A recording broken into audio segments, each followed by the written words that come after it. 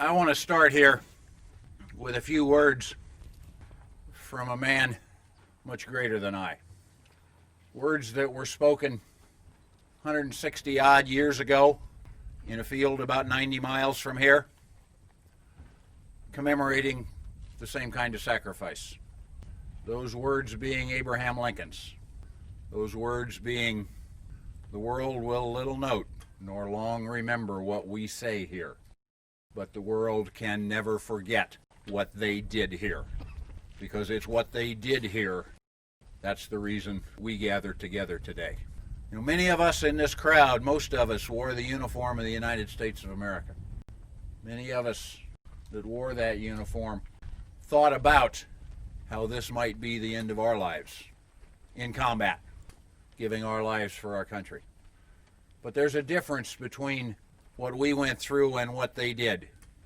We had training. We chose to go. We had time to prepare. We had time to get our heads right, knowing that we might not come home. But I want you to think about the difference between what we went through in our preparation and what these 40 individuals went through. We joined the military because we chose to. Some of us were called, some of us stepped forward, but it was our choice. They got on board Flight 93 that morning for entirely different purposes, having no idea what was in front of them in the next few minutes, in the next hour. There were people going on vacation. There were people going on business trips. They were people going home, a home that they would never see again. Because within that next few minutes, their lives, our lives, the lives of everyone in this country and around the world changed. They saw what was coming. They heard about the other two planes. They knew, I don't think there's any doubt that they knew what the plan was. They just didn't know the details. And in a matter of moments, they made the decision that we took months to come to. In our times of preparation, thinking about what it may be, they had to do it gut instinct. Those men in that field 90 miles from here, the command then was to advance to the sound of the guns. That's the command that those passengers on Flight 93 obeyed. Advance to the sound of the guns. Obey your gut instincts. Do what's right.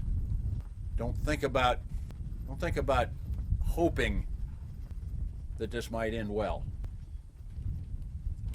That's Americans. Those kinds of gut instincts to do the right thing, they exist in so many of you. And as we gather here today to remember those 40 Americans standing up, recognizing each other by the look in their eyes, not having time to form a team or a unit like you and I did, but simply having to look in each other's eyes to see who they could depend on.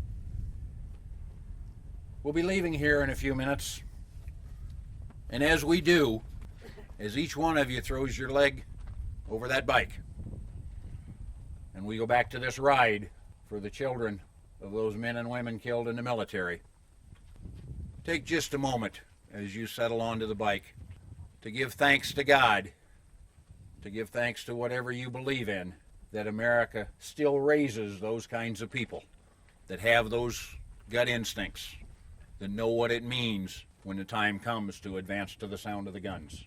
That's what's made this country what it is. That's what's made you who and what you are. That's why you're here today to remember, because you're one of those people. But as you look over my shoulder between those two flagpoles down to that site where that plane went down, remember those 40 people. The names are here on the bench. Some of you sat in their places right now, today. Places that they could be in, but they had the right instincts. They understood, advanced to the sound of the guns, and they gave their lives in that understanding. Thank you for being here today. Thank you for standing with us as we honor these 40 people. Be safe as you go on down the road.